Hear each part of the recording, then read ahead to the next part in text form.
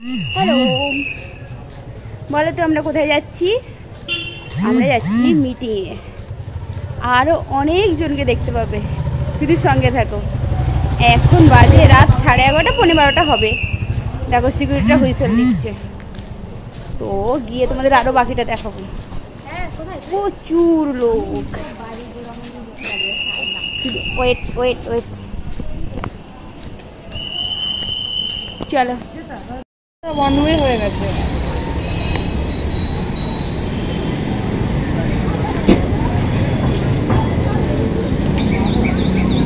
চলে এসে চলে এসে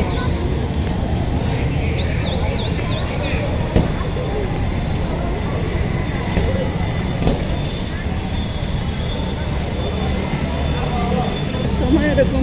হ্যাঁ হ্যাঁ হ্যাঁ, পুজোর সময় এরকম ভিড় হয় না। আবার তো এয়ারপোর্টে দিয়েছে, কেষ্টপুর দিয়েছে, মানে কত কাছাকাছি দিয়েছে, তাও এত লোক। মানে প্রতিটা ঘর থেকে মানে পারলে সবাই করে বেরিয়ে আসছে। ওই দিক থেকে সব টোটো ভাড়া করে না। হ্যাঁ পেছন দিক থেকে। হ্যাঁ হ্যাঁ হ্যাঁ, সব কেউ গাড়িতে নেই, রাস্তা ফাঁকা। অথচ কাল সকালবেলা স্ট্যান্ডটা নিয়ে আসতে থাকবে।